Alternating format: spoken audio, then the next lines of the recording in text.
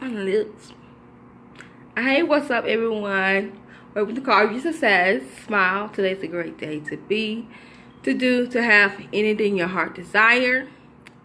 Man, get on right now. About to drop this germ right quick. Get on and catch it, because it's falling everywhere. It's falling everywhere.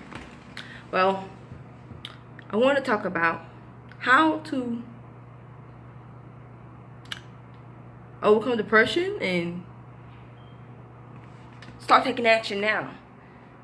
But also it's a twist into it too, also, because I'm majority of my life, I'm 37 years old. I've always been depressed. Always been down, feeling depressed. Like, I was even on depression medicine. I was taking medicine for depression, manic depression. Everything got me down. I was like depressed, like ugh. I just had that symptom on me, that anxiety on me about life and who I was, until my mentor told me something, It kind of got me wondering, like, come on, could this actually be real? Could this be real? I'm going to tell you right now that you're not depressed. I wasn't depressed. I was doing depression. Yep, you heard me. I was doing depression. I was making myself depressed with my body language. When you see depressed people, how they normally stand? Do they stand upright next to a man? They have a smile on their face? Or their head looking up, instead looking down? No. People who are depressed, they hump over. They slouch. Ugh. You do depression. You're not depressed. Yes, you're going to be sad because something didn't happen, something to go through. But if you meditate on what did not go happen for you and start mimicking the body language of depression, you're going to be depressed. So you know what caused depression? It's plain and simple. Bob Proctor teaches this. When a person is depressed, it's due to worry. When they worry, they become fearful. Once they start living in fear, they start having anxiety, because the body has to express something. You can't just hold things in. If you're happy, people shout, you get excited when you're happy. The world's gonna know you're happy. But if you're depressed, they're gonna know it too, because the way you walk around, your head down. Oh, woe is me. Oh, this didn't work out. It's just the body language is down. Because do this right quick. You don't believe me. If you do not believe me, smile right now. Just smile. Are you getting depressed? Because you can't hold two thoughts in your head. You can't be happy and hold a negative thought. You can't be negative trying to hold a happy thought. They don't coexist together. It's like the lights on right now. Do you see in the dark? I know the door is black. I saw completely darkness. Do you see completely darkness? Watch this. Watch this. Now the lights are off. Can you see light? I know I'm light skin. Teen light skin. I meant by light skin, but teen caramel skin. I'm talking about the light you just saw before I cut the lights off. Can you see that light? God said let there be light, and light came. When light is present, dark is not present, because they both can't coexist at the same time. You just can't go out like the moon and the star. The moon and the sun can't coexist at the same time. I can't go outside and look at the sun and turn around trying to look at the moon. It ain't gonna be there. It can't be there. And that's how depression is. When you do depression, it's because you're doing the body language of depression. First, you got a thought. Your thoughts create your life. Your thoughts follow your life. First, your thoughts is upset. It happened. You don't acknowledge that it happened. You think, oh, it happened. It's the end of the world.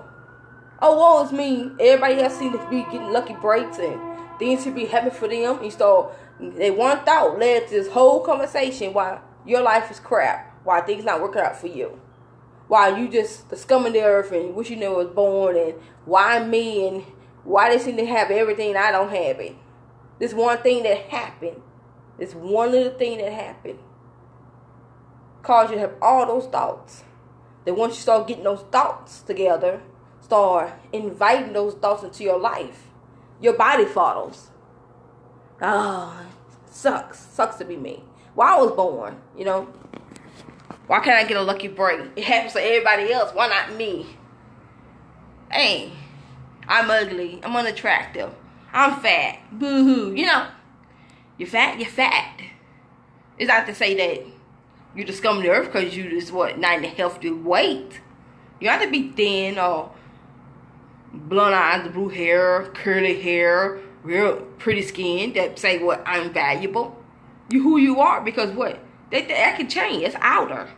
Outer appearance can change, and also before you do an outside change, you must do it inside.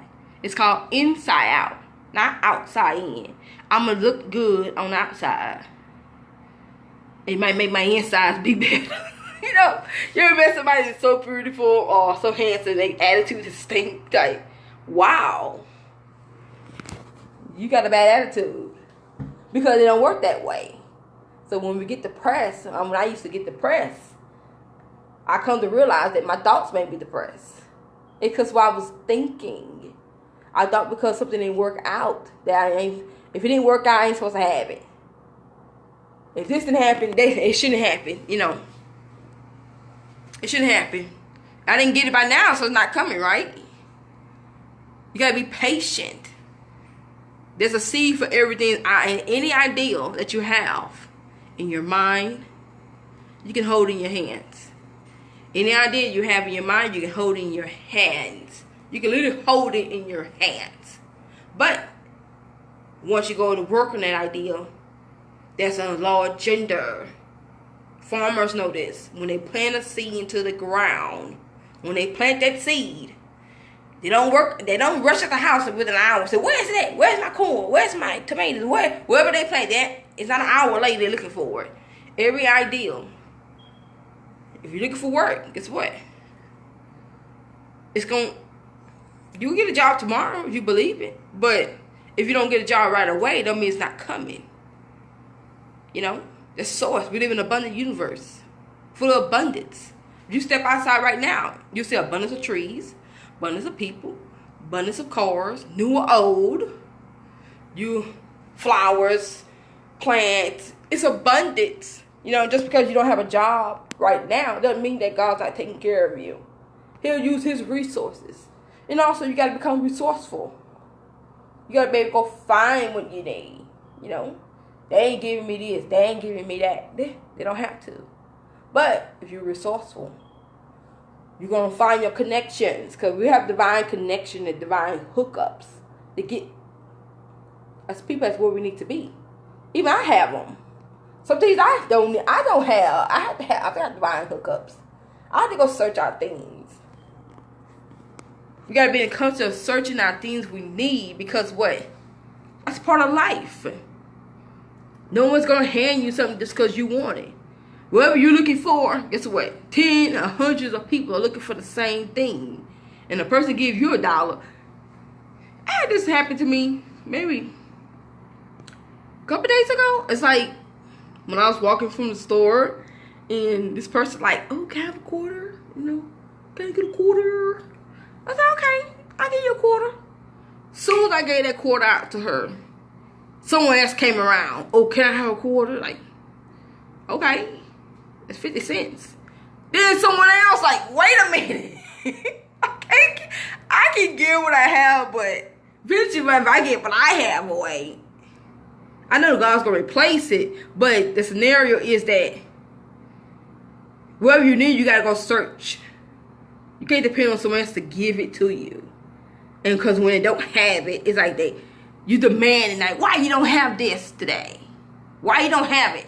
You should have had it because you always give it to me. Why you ain't giving it to me? Give it to me. You gave it to me yesterday, so what's wrong today? You can't have that kind of mentality. You got to be resourceful because there's always a way. But man has a will. You have a will. There is a way when you have a will. everything we need has been given to us already. Things we worry about, things we stress over, it's been done. So what? You go to somebody and ask for $100. Guess what? God's gonna send you direct to somebody else who will give you $200.